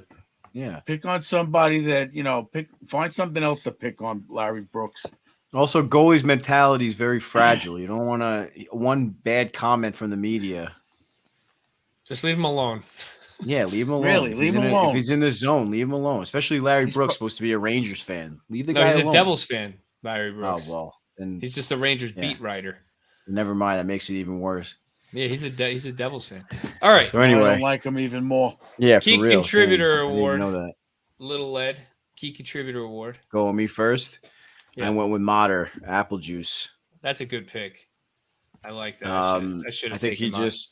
I say it all the time, or talk about him all the time. He's just fitting in well with these guys. The fourth line in general, I was going to put down, but I felt like Coach Ed would do that. He did it last week. I wanted to do the little apple juice juice box. He did that last week. He put the whole fourth line as the key contributor. It's a great pick. It's a great pick, and he's scoring goals, Joe. My only complaint with him is he seems to get hurt like 2-3 times a game. I was gonna say, how does he always get hurt? He gets hit but how high. Through it. He gets hit high more than any player. To me, he's a little fragile. Mikey goes with a Mater as well. Coach, who'd you take? Wait. No, Troche. Trocheck. 5 something. 5 apples, hits, intensity, big hits against Carolina. banging bodies all over the ice against Pittsburgh. I thought he played a great few games. See that, fans on YouTube, you get to see my emojis and Coach's little bullet points that he puts on. He puts on the his board. coach's bullet points on the board, and Mike puts the jersey numbers. Jersey numbers. I gotta sponsored by do Oscar Pro Stitch. I took. Yeah, I gotta get a sticker. I got Trouba. I like all the picks you guys said. I probably should have taken Mott, but honestly, I mean, Trouba just does everything. You know, he blocks shots, he hits, he's offensively one of our better defensemen. He's just really an important player, and he's a leader. I just really liked this game. I thought he had a couple really good games against Pittsburgh. The Nashville game, obviously, him and Keandre were out there for like every goal. I mean, it was incredible. But I just think in these 4 games, Trouba was a really important player. It's kind of crazy not to give Keandre an award, but I think his Trouba's veteran presence really frees Keandre. So I'm going to give it to Trouba. Trocheck, I pick him all the time for key contributor, coach. So I'm with you on that. I mean, he's underrated. He's always not he a can be a key bad contributor every week. There's not a bad pick we had, so there were a lot of key contributors. I mean, Keandre could have got it for sure. So we got offensive player of the week for the one game, you know. Not even Brian Leach got 4 points in one period, Joe. Yeah, he's the first Rangers defenseman to get 4 points in a period. Pretty impressive. All right. Highlight play of the week. Should be unanimous, but won't be. Start with Little Ed. He's got his board ready. Go for it. No, go with me last because it's a segue into the next award. Oh, okay. Start with Mikey Produces then. I will go first. I am giving it to number 72, Heedle's nasty goal against Nashville. Yeah, for sure. I picked the same. I mean, that was just unreal. End-to-end goal. Deke splits the D. I went with Heedle end-to-end. Seeing that live, too, was phenomenal. It was just such a sick goal. Looked like really, me against really the men's league roller hockey players last night. Really shut up. Did you know? Really displayed Did you his know? offensive Did you know it abilities. was him when it happened, Mike, or did you think it was somebody else? No, yeah, I saw him coming up the ice. I mean, he took it end to end. It's hard to miss it. Yeah. All right, Coach Ed. Little Ed wants to go last, so you go. Mott versus Carolina. You're gonna have to explain that. The goal? Yeah. The one-timer from Gaudreau? Yeah, you act like you've never chosen a different kind of a play before. Yeah, the goal, duh. Yeah, like what? His little chip in into the zone, or when he dropped to a knee to like fake the defender or something? First of all, Gaudreau losing the face-off, going right in, battling and winning the puck. Mott going to the net, beating his guy to the net. Gaudreau's pass, one-timer, a big game against Carolina, opens the scoring. Okay, Coach. Little Ed. All right, segue into not against award. an AHL level team. Well, you didn't say that about Keandre's 4-point period. I didn't give him any award, did I? Facts. Okay, Little Ed. I'm going with Mika's breakaway goal against Pittsburgh. Snipe top shelf where Mama keeps the cookie jar, and there's a bunch of little Coach Ed doghouse cookies made by Sooners Sweet Treats. Nice. Sorry, Sorry we missed you, Meg. Yeah, I just think that that move that he makes and that quick little backhand, forehand, top right corner, that's got to be nearly impossible to score on an NHL goalie the size that they are nowadays. And there's got to be a spot like this big where the goalie goes down and somehow it still goes over his shoulder. And I think you're missing that one. I think that's the one that went under his glove. Didn't Hank and Valley analyze that? Well, it was like all right. Well, it was under his glove, but it still went in the top corner. Yeah, but they analyzed that, saying the goalie doesn't guys. challenge with his glove, and Mika scored, I think, 5 goals like that. The fact that he could recognize that and make that shot more than once, in real time, I mean, it's crazy. That quick backhand move that he makes, I think, forces the goalie to kind of drop his glove and like cheat a little. That's what they said. Yeah. So like that's the spot where he kind of just like it's almost like it's going to happen. Like the spot's not there, when he's taking the shot, but the goalie's going to move a certain way where that spot's going to open up. Right. Yeah, he's deceptive. He's very deceptive. That move is just incredible, and That was to a break great out the shot. score, to start the scoring off with a goal from Mika is never a bad thing. And that was not a better goal than Heedle's, though. Sorry, it was just an onslaught from there. I gotta agree with you. Poor Heedle can't even make it on there. And by the way, you gave Halak an award against Nashville for a shutout against an AHL team. You threw Halak in there, so don't give me that crap that it's a AHL team. All right, so Coach Ed's copyright Doghouse Award.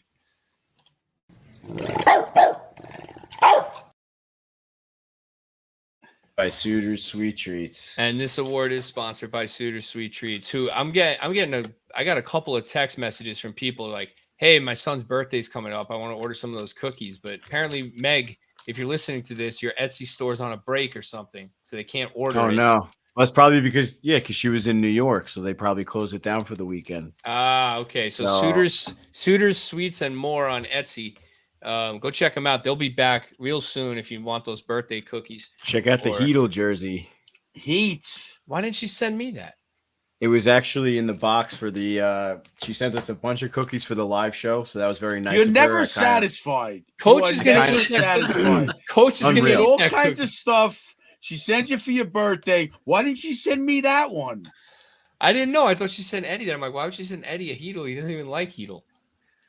That's all. Right, well, if you now let me talk, sense. Shout out to Meg for sending all these cookies last minute for the raffle. It looks like she learned how to print the player cookies. Those came out sick. Yeah. So there's a Patty Kane there, and here's a Truba. The Truba actually broke, so I'm gonna eat that one or eat a piece of that one now to prove to the fans that they're edible, so that you can actually eat the pictures. So did you have to prove that to the fans? Did anybody question? That was nice and soft. No, but I'm hungry. I didn't eat dinner yet. Making me hungry. I know. I'm gonna go eat a cookie now. So, shout out to Meg. I might have to break the glass. Break glass in case of emergency. Get Coach a little hammer to break the glass in case of emergency. Ed, she also so she sent those jersey ones in there too. The Heedle one you just showed for the live show. I didn't see those. Yeah, I got rid of a bunch of them. We raffled off a few of them, but at the end of the show, it was kind of all like just a free for all. I was telling Mike before, we were kind of just throwing stuff into boxes and throwing into the car. The bar wanted to reopen the area and stuff, so. Meg, don't send me a Heedle one, even though I said that as a joke. Yeah, you know she's going to. She's gonna send it was just me. It was literally just me joking. You just sent me like 50 cookies, please. She sent another couple of dog houses for Coach Ed, so she fulfilled his demand. He needs those. Her talents keep improving. So shout out to Tennessee Meg and Tennessee Shell, her twin sister, who's her business partner. So from now on, it's not just Tennessee Meg. We're going with Tennessee Shell as well. Yeah, they both signed my birthday card. I really appreciated the card, by the way. All right, so this is the award you wanted to sponsor. So you get it. So we're going to start with Coach Ed. It's your award. Last week, you had Philip Heedle in the doghouse, Coach, and that was it. Shocker. Is Heedle out of the doghouse? Because of his breakaway goal against Nashville, he's out. Why are you putting that in quotes? Because I'm doing it, Kathy. I'm putting it in quotes. You have an empty doghouse. Empty doghouse. Well, Kravtsov got traded. The 4-on-3 power play scored. Heedle scored. There's really no one else to put in for you right now. There's no if Heedle, this is what's going to happen. I'm going to predict this. If Heedle doesn't score, he'll be in the doghouse. If he does score, you'll have an empty doghouse. I think that's the way it's going to go until the season's over. It's cut and dry. All right. Little Ed, last week, you also had Heedle in the doghouse. Is Heedle out of your doghouse? You're muted, bud. I was eating the rest of my cookie. I didn't want to give anybody get anyone excited with my ASMR eating a cookie. I'm going with the entire kids line. And I drew a little water gun so no one comes at me online. Then I drew a handgun on my board. So I put the little orange tip on it with some water coming out of the gun. But we touched it before. Water gun? because I The think that kids? the kid line needs to shoot more, especially Kako. Uh, I think Kako is definitely a victim of this. He holds onto the puck a split second too long, tries to beat that one last guy when he could definitely just fire one on net. I think he's got a great wrist shot. And Hedo just misses the puck altogether.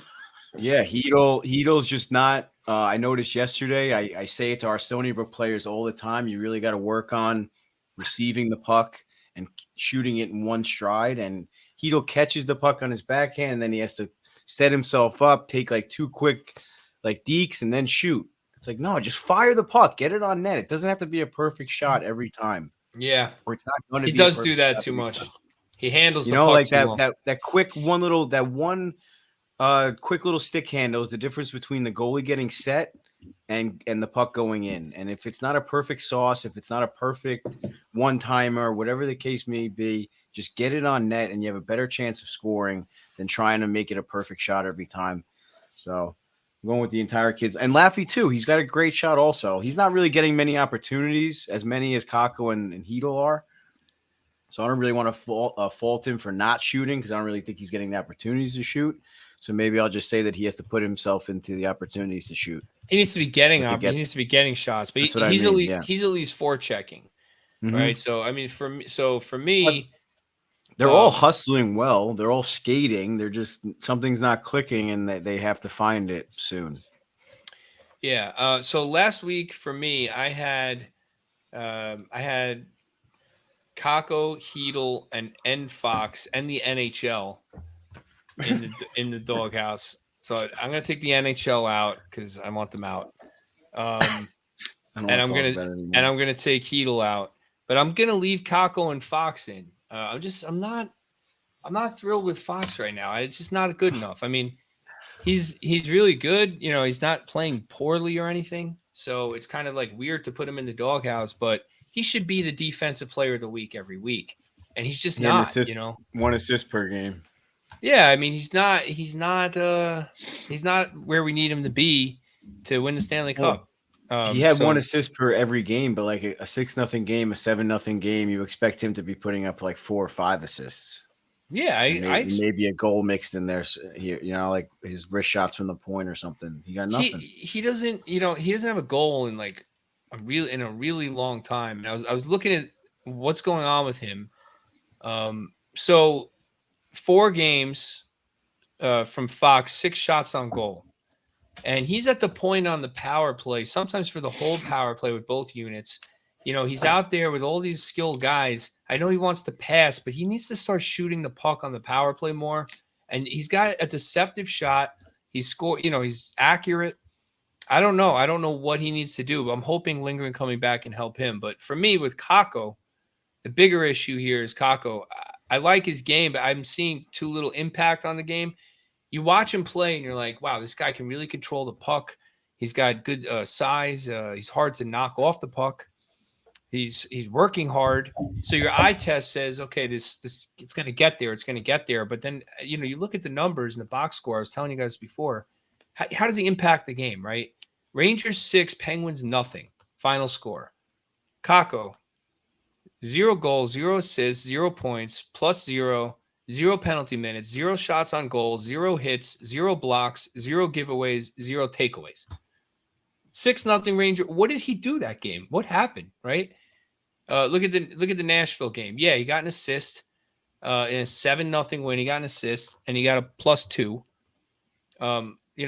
Okay, he had a couple shots on goal, but no hits, no blocks, nothing. No hits, no blocks against Carolina. He's just not impacting the game in the way. This is what's happened. Kako's developed to the point where he's an excellent puck possession player, but when you look at the stats and you start breaking down, like why isn't he taking that next step? He's got to do what Little Ed's saying. He's not shooting enough. He's not impacting the game enough. He's skating around with the puck. It's hard to get it away, and then he's giving it up. Either an errant pass or he gives it to a teammate. Something, but he's not shooting. He's not creating plays. So I'm leaving Kako in. I mean, I just need more out of Kako. I'm hoping going into the playoffs, I can see if he's playing like this, I can see Gallant messing with him in the playoffs and scratching him or something like he did last year. It's just not good enough. Anyway, That's my diatribe. Mike, last week you had Philip Hedl in the doghouse. Is he out? He is out for me this week. All right. Who's in? I kind of feel embarrassed saying nobody after both of you guys just going, but I'm leaving it Okay, empty. Coach had it empty. He's happy with the team overall. Look, and here's the thing about the doghouse, and I think maybe Coach loses sight of this. It's really just the last 4 games we're talking about, right? We're not talking about like how we feel about this player in particular. So you can leave it empty if you feel like in the last 4 games that no one deserves it, right? That's it. Doesn't matter. What I lose did want sight to of it. put, I left it empty. I just like to mess with you. I don't even know what I say half the time. This is like we're just doing this live, and I'm just I don't know. I'm just trolling you. what I did want to do is put the even know refs. anymore. I wanted to put the refs in from last night's game for missing that slew foot on Lindgren, but Oof. I wouldn't be able to take him out. But Yeah, we didn't talk about that, so let's talk about that real quick now before we move on. I mean, Mike, you thought it was a slew foot. I thought it was a slew foot. Little Ed, 100%. how do you not call that? One of those things again. It's like objectively a penalty. It's just I don't know how do both guys refs bad. not see that. That's a little odd. It's a 2-2 game, division rivals, 2.5 minutes to go. You don't want to decide the game by giving the Rangers a power play, so you let it go, right? And in doing so, the puck gets turned over, and it immediately ends up in the back of the ring, and you decide the game.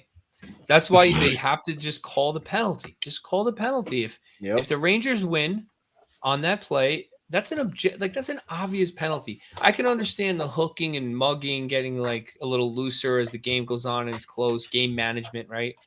But obvious things like high sticks, slashes, and it's slew like a dirty foots, penalty too. hit from behind, like you got to call that. You can't let that go. Whatever. Yeah. So Mike, is it empty or are you putting the refs in?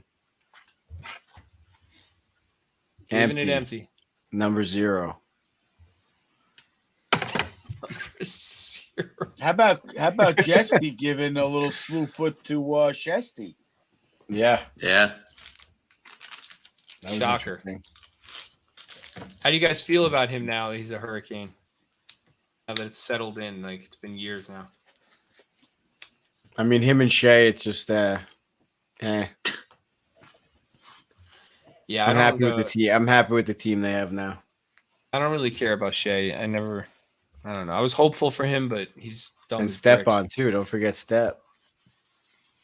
He had a good game last night, Stepan. He did. You know he wanted to. Yeah. He always plays well against the Rangers. Yeah. All right. So that's our stars of the week. Let's go into the Rangers we Ed. still have the 150. The Rangers Ed 350 with Mikey P. This is a long episode, fans. Buckle up. The trivia, it's time to throw it over to Mikey P with your Rangers Ed 150, the fastest 150 seconds in the National Hockey Podcast League. Ladies and gentlemen, welcome back to the Rangers Ed 150. We're getting down to the wire as the regular season comes to a close and teams are scrambling to make those playoff pushes. Out west in the Pacific Division, nothing has changed in the standings since we last talked, with Vegas, LA, and Edmonton holding on to the 1, 2, and 3 spots in this division. In the 4th place, Seattle Kraken holding on to that number 1 wild card spot in the West. Vegas is still on a bit of a heater, putting up a 9-2-0 record through their last 11 with big wins over Carolina, the Devils, and the Tampa Bay Lightning, but 5 of these W's have come against front runners in the Connor Bedard sweepstakes, so take from this what you will. But the bottom line here is that Vegas is getting W's when it counts. As for LA and Edmonton, it's the same story as last week. Both of these teams are playing like they want to win a cup. They both have 8 wins through their last 10, and what more can you say other than that they are primed for the playoffs, and the only reason they're not higher than they are in the standings is because Vegas is playing at a similar clip. Still a dogfight between Edmonton and Seattle for that number 3 spot, with the Kraken sitting 3 points back of the Oilers with a game in hand. But regardless, it looks like all 4 of these teams are going to make it to the postseason. Seattle is that number 1 wildcard spot, as we said, and they're 6 points ahead of the Flames, who are fighting for that second wildcard spot themselves. In the Central Division, the story continues to be the Minnesota Wild, as they thrive without Kirill Kaprizov in their lineup, behind one of the best goaltending duos in the league of late, with Philip Gustafsson and Marc-Andre Fleury holding it down between the pipes. The Wild are tied in points with the Dallas Stars, but the Stars are currently sitting in first place on regulation wins. But the Wild are an absolute freight train at the moment, so it wouldn't be surprising if they did end up in that number 1 spot by season's end. The Avs are also on a bit of a heater. They're a freight train at the moment. They're rolling into their Wednesday tilt with the Penguins on a 6-game win streak. They do have 2 games in hand on both the Wild and the Stars, and sitting only 2 points back, it's very likely that they could also find themselves in first place before season's end. Last and seemingly not least, giving their recent run of play, the Winnipeg Jets are just barely holding on to that second wild card spot in the West after completely dropping the ball over the last month. The Jets have only won 6 games in their last 17 tries, and if they keep this up, they may allow Calgary to catch up. It's setting the stage for a pretty epic tilt on April 5th that could have some pretty serious playoff implications. Back east in the Atlantic Division, the Bruins are back to their winning ways, putting up 4 in the W column after dropping back-to-back games against Detroit and Chicago last week. The Leafs and Bolts are still in the 2 and 3 spots, and the resurgent Florida Panthers have played themselves into that second wild card spot, ousting the Pittsburg Penguins, who are seemingly going to put that 16-season playoff streak to an end. One thing to keep an eye on with the Cats is the workload they will put on Sergei Bobrovsky down the stretch. Spencer Knight is still in the player assistance program, and for the time being, they are lacking a true backup goalie, so Sergei Bobrovsky is going to shoulder much of their load going down the stretch. With this in mind, he's old, and the playoffs are a pretty intense spectacle, so he may be pretty worn out going into round 1 if they do squeak into the playoffs, so keep an eye on his workload as we get towards the end of the season. Back to the top 3, the Leafs and the Bolts are also playing some exceptionally average hockey at the moment. The Leafs are looking real shaky on the back end, as has been their story for the last 5 or 6 years, particularly between the pipes, and for the first time in the same time span, the Lightning are also looking a bit vulnerable on the defensive end, having surrendered 5+ goals in 4 of their last 12 games. So outside of Boston, the Atlantic Division is looking pretty mediocre at the moment. Finally, in the Metro, this division is still sitting Canes, Devils, and Rangers in that 1, 2, 3 spot. The Rangers are pretty cemented in third, barring some crazy collapses, but the Canes have not been exceptional since Svechnikov went down. Their record says 3-0 through their 7-3-0 through their last 10, but in that stretch, they've lost 3 of 5 to quality opponents in the Devils, Golden Knights, and Leafs, only getting W's over Tampa, who was on the tail end of a back-to-back, and the Rangers in a very tight game. The rest of their wins have come against frontrunners in the Connor Bedard sweepstakes in Arizona, Montreal, Philly, and Vancouver. The Devils have also had a tough run of late, dropping a couple to Tampa, 1 to Minnesota, and 1 to the Panthers. They're sitting 2 points back of the Canes with 2 more games played, so every day it's looking more and more like we're going to see that Rangers-Devils first-round series. Finally, outside of the top 3, the Islanders are also holding on to that number 1 wild card spot, and with Buffalo racking up loss after loss and a 3-point lead on that second wild card spot, it's looking like we're going to see the blue and orange in the playoffs again this season. Boys in Blue have 2 fantastic matchups this week. Tune in on Thursday night for a big divisional tilt with the Canes, and again on Saturday night for another excellent tilt against the Panthers, who are fighting for their lives in that wild card. Should be a great game. We also got lots of exciting hockey elsewhere on the league, so stay tuned for more updates next week. This has been your 150.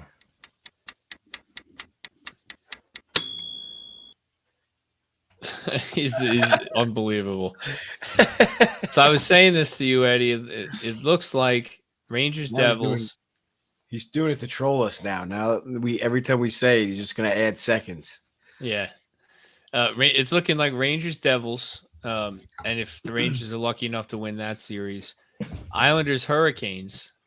Islanders could win that.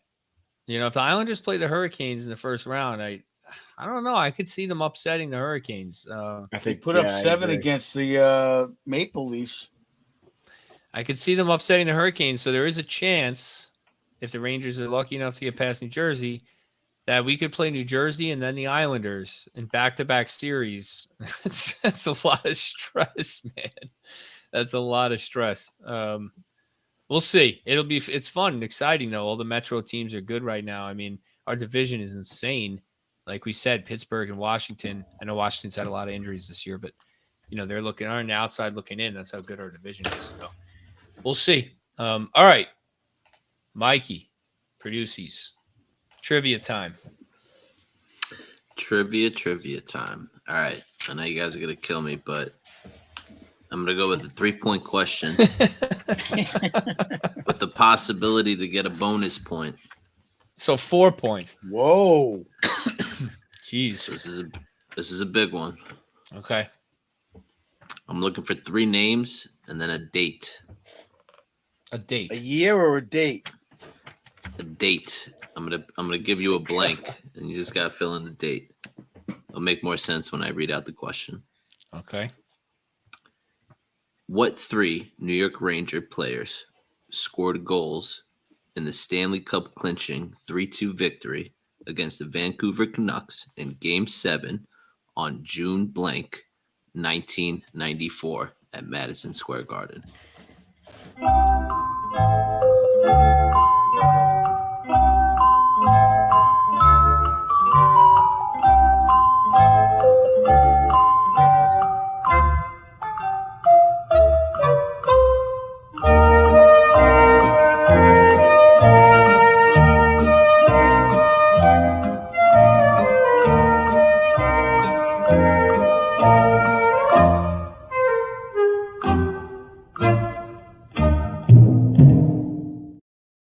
Nice trivia timer. All right. Cousins got Messier, Graves, Leach on the 14th. Little Ed's got Graves, Leach, Matteau on the 14th. And Coach Ed's got Leach, Mess, and Anderson on the 14th. I know Matteau had the clincher against the Devils, but I figured I'd throw him in there also. So there's one person that got all 4 points, and that person is Cousin Ed. Sorry, guys. Sorry, guys. Fun Do fact. I get 3? You get 3, yeah. You get 3, yes. All right. So does Why? Eddie. Fun So does Eddie. fact on the Messier goal, it was a lot of people say it was actually Brian Noonan who scored that goal. So you might want to let's revisit that.